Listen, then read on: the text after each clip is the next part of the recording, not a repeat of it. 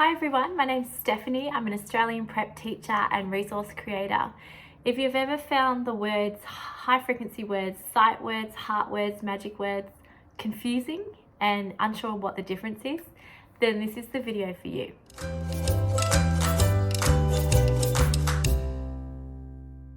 So today I'm going to be breaking down what the difference is. And so starting off with high frequency words. So when we're talking about high frequency words, we basically mean common words that we see in our reading and writing. That's what we mean by high frequency words. It's really great for students to learn high frequency words because they're going to come across them all the time in their reading and writing, and we want them to be able to eventually learn them by sight. So that's where the term sight word comes from, because if you think about it, as adults, we just look at words and we instantly know them by sight. That's the point that we want our students to get to with the high frequency words. So they recognize them instantly by sight. However, I don't use the words sight words with my kids. I just wanted to explain what sight words mean. Okay, so now I just want to go back and explain high frequency words a little more. So high frequency words, those common words, they can be broken into two parts. So there's regularly spelled words and irregularly spelled words. So let's just look at this part first. Regularly spelled words are words that can be sounded out. You know, for example, the word got, got, or the word can, can.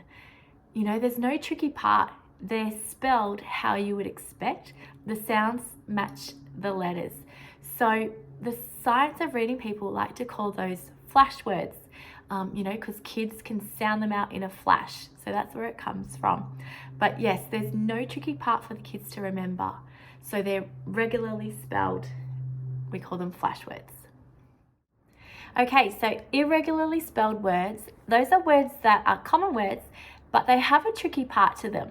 So they can mostly be decoded, except there's a part in there that's not quite regular. And the perfect example is the word said. The S and the D are making a S and D sound, which is what you would expect.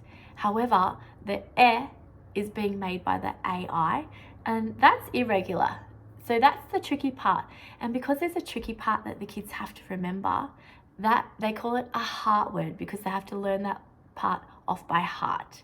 So if you ever see the term heart words, it's because they're words that can't easily be sounded out. There's a tricky part that the kids have to remember. Heart words can also be words that have a spelling pattern that you haven't taught your kids yet. So for example, in the word they, you know, it's actually decodable because we can decode the V and the A. However, if you haven't taught your kids that yet, they can't decode that. So if you haven't taught them the spelling pattern, it will be considered a heart word because there's a tricky part that they have to remember. However, further on, once you've taught the digraph EY making the A sound, then it wouldn't be considered a heart word anymore. So just to briefly recap everything, so high frequency words are those common words that we see in our reading and writing, and it's really important to teach them to our kids so that they can become better readers and better writers, so they can instantly recognize those words so they don't have to sound out everything. High frequency words can be broken into two areas. Regularly spelled, those are those words that kids can sound out, you know, the letters match the sounds that you would expect. We call them flash words because kids can sound them out in a flash. Irregularly spelled words are words that can mostly be sounded out. However, there's a tricky part that they have to remember by heart. So we call them heart words. Or heart words can also be words that have a spelling pattern that down the track they might be able to decode. But if you haven't taught them that yet, then they can't. So they have to remember it by heart. Therefore, it's a heart word. I hope that's helpful. It took me a long time to sort of get my head around all that. So if you find it confusing, don't worry, you're not alone. But if you ever have any questions, please reach out to me. I'll be happy to try and help.